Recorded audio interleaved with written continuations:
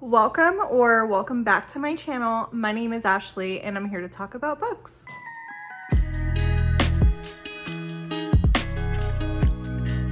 So today's video is all about our Q1 2026 wrap up. I would like to preface this by saying that my Q1 did not go as planned whatsoever, and I felt like I hardly read anything at all, so I'm surprised to say that I did end up reading 19 books in the first 3 months. As always, we are going to be going over my stats first, so if you're not interested in stats, you can go ahead and jump to the time here on the screen.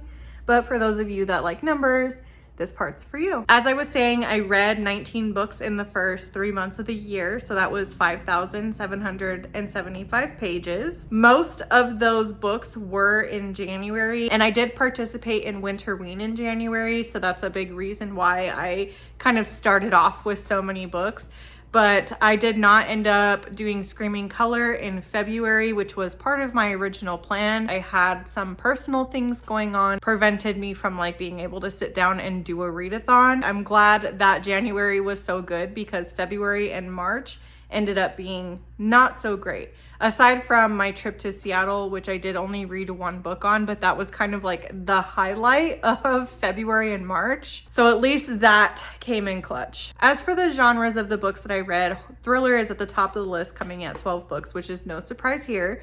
And then horror is 2, romance 3, because I did a romance reading vlog in February. I read 2 nonfiction, which is not something that I typically do. We'll get into that later.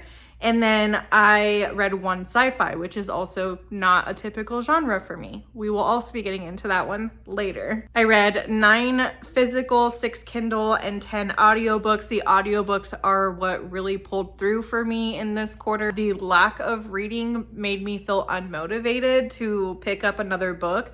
So I want to give a huge thank you to Spotify and Libby for always having my back, because I was able to listen to audiobooks and keep myself from feeling slumpy. And then here are my ratings. I'd say this is pretty good because the highest categories are the higher ratings there at the end. This 2-star and 2.5 star are kind of dragging us down a little bit. And I had no 1 star, no 1.5. I did have one book that I left unrated, and That's a Great Question I'd Love to Tell You by Elise Myers, because it's a true story and it's her story, so it's not really my place to give a rating to that. But I will say that I did absolutely love that book. I am participating in the Buzzword cover and title challenges again this year, so these are the books that I read for the first 3 months and the prompts that went with them. So now we are going to be talking about the books that stood out to me this quarter. Starting off with the negative, we will talk about most disappointing. I only have one book to talk about in this category because even though I didn't read a ton of books this quarter, it was still a really good reading quarter looking back, and I did enjoy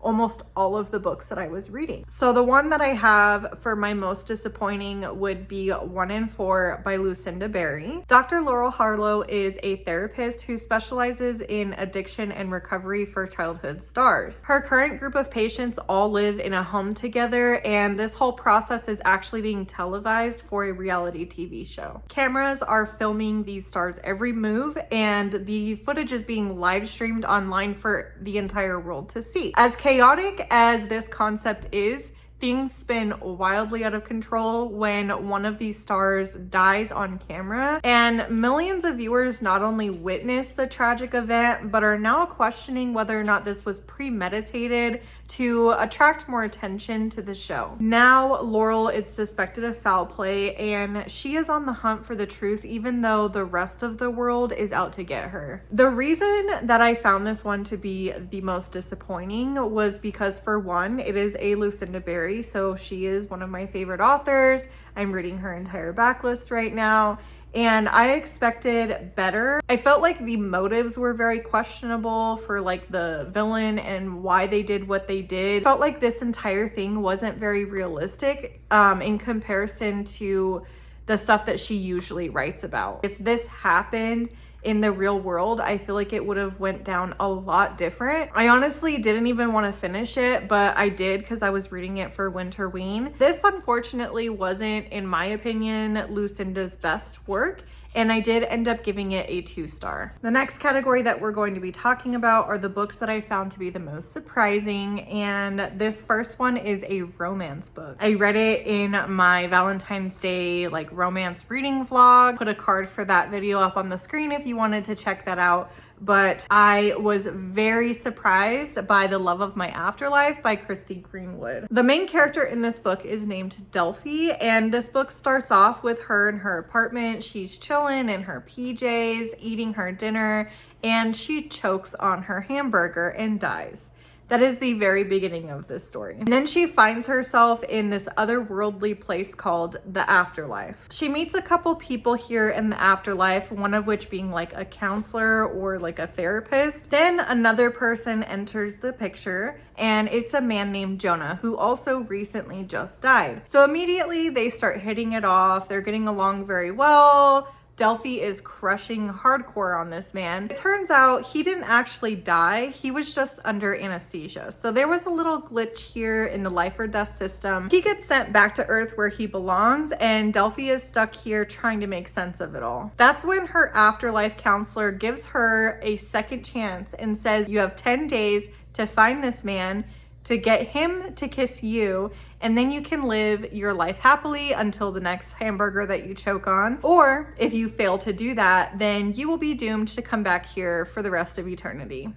So Doughty takes her up on this offer, and she goes back to Earth. From here on, we follow Doughty as she races against time to find this man who she only knows what his face looks like and what his first name is. And she's trying to track him down for true love's first kiss and to save her life. This book was so funny. It was so cute. This is classic like rom-com energy.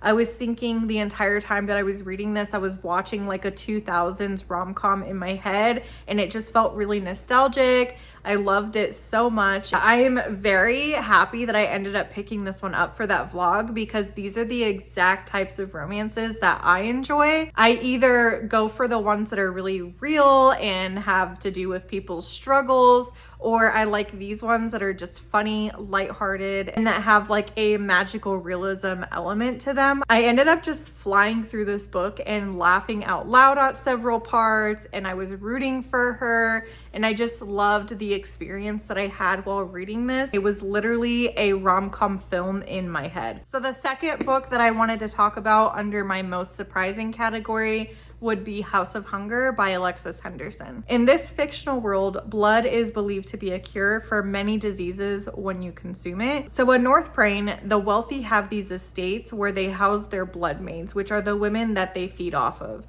They're typically younger, good looking. They're promised once that they retire from being a blood maid, they'll get their own estate and that they'll be set up for kind of the rest of their life. Then we have our main character named Marion, who lives in South Brain, also known as the slums. She's struggling in poverty and she's barely making it by day. The story really begins though when Marion finds an ad in the newspaper looking for a blood maid, and she kind of drops everything and just goes for it. From there, we follow Marion as she goes and meets these other girls, and she becomes accustomed to her new life and gets used to the idea of being a food source for her countess. She starts to build some really strong relationships, but also at the same time, she's starting to uncover all of these dark secrets and starts to question the legitimacy of what she's being promised here. Did she move on to a better life, or did she literally just sign up to meet her demise? I don't typically enjoy reading about vampires. I don't like reading books that have a lot of fantastical elements to them, but I really do think that Alexis Henderson might be the one exception for that. This year, the Winterween theme was like vampires, so that's why I ended up reading this. And I've had it on my shelf for a while because she also wrote one of my favorite books of all time, The Year of the Witching. These are both 5-star books for me. I love both of these books. With this concept and like the idea of this book, I was definitely expecting like a 3.5, maybe a 4, but I was not expecting it to be a 5-star book, and that's why this one surprised me so much. The next books that we're going to be talking about will be my highest rated, which you could say House of Hunger is also one of them because I did give this one 5 stars, but I kept it in the most surprising. I did expect to like these other 2 books, and I was right. Needless to say, these next 2 books are also 5 stars. And the first one to talk about will be my other nonfiction read, which is Will My Cat Eat My Eyeballs by Caitlin Doughty. I ended up reading this book because this was my TBR jar pick for the month of March. I knew I would love it though because it's a list of essays from a mortician where she takes questions from little kids and kind of answers them with facts and everything, but she puts her Caitlin Doughty spin on it and makes it really fun to read about. It says right here, big questions from tiny mortals about death, and that is exactly what this book is. Caitlin Doughty is also a YouTuber. She's on YouTube as Ask a Mortician, and I've been watching her channel since I was like 12 years old. I love her. I found each one of these chapters to be really fascinating, and once that I had this book in my hands, I did not want to stop reading it. If you're somebody who watches her channel, then you know that she's really funny and that she has just a really good sense of humor about what she does, and that really comes across in her writing. Like, I could read this book and hear her in my head talking about it, but also she narrates the audiobook for this one too. So if you wanted to listen to the audiobook, it's like watching a bunch of her videos back to back and just binging her channel. So that was really fun for me and very nostalgic. Some of my favorite chapters I did tab. Do conjoined twins always die at the same time? What if they make a mistake and bury me when I'm just in a coma? What happens when a cemetery is full of bodies and you can't add anymore? So yeah, this was such a fun book to read and just really fascinating and stuff that I already am very interested in general, but it coming from the minds of little kids just made it like even better. Saving the absolute best for last would be Project Hail Mary by Andy Weir. The movie just came out last month and the entire world is loving it. That movie release was the reason that I finally decided to pick this book up, and I am so glad that I did. This is a sci-fi book where the sun is dying and scientists are trying to figure out why, because the way that this is progressing, within the next 30 years, civilization will have collapsed. Crops will fail, animals and humans alike will be nearly extinct, and there will be a planetary ice age. Ryland Grace is a junior high science teacher, and he wakes up from a coma aboard the Hail Mary spacecraft with no idea how or why he got there. He finds that his 2 shipmates, who he has currently no memories of, are long dead. Most of all though, the big question is why him, and is he truly alone? I thought at first that I would vlog myself reading this book and then I would go to the movies and watch it and then do like a comparison video, but that didn't end up happening. It's a chunkier book, so yeah, I kept putting it off, and then next thing I know, the movie comes out. Everyone's watching it and I'm on the border of being spoiled for things, so I just decided to pick it up and start reading. 3 days later, I finished it and I'm booking my movie tickets, so I didn't really get the chance to vlog any of it. I can say though that this book is freaking amazing. It is a 5-star read. The film left a lot of things out that are in this book, would end up being like 5 hours long. So I really do understand that. But also at the same time, if you're a reader and you're not reading this book and just going straight to the movie, you are missing out on so much. Some of my favorite parts of this book that got a reaction out of me weren't included in the movie, or if they were, it was just like the little tiniest bit that didn't do that part justice, in my opinion. So if I'm saying that the movie was a 5-star, but I think the book was better, then this should be like a 6-star or a 7. But it was fantastic. I loved it. I cried. Andy Weir just has a way with character development and relationships, and I love this. This is a masterpiece. As far as my plans for the next quarter, my husband and I don't have any trips planned at the moment because we are trying to save money. So I will be staying home and reading. You can anticipate some of my regular content of vlogs and sit down videos, but a couple of the books that I think I'm going to be getting to this next quarter would be like My Husband's Wife by Alice Feeney, The Unseen by Anaya Allborn. And with my recent enjoyment of these 2 nonfiction books, I am also kind of in the mood to read more nonfiction. One of the books that's on my radar that I think I'm going to be reading for a buzzword prompt will be Kevin Hart's book. Looking at these two nonfiction books that I enjoyed, one thing that they have in common is comedy and humor. So I feel like this Kevin Hart one is kind of going to be right up my alley.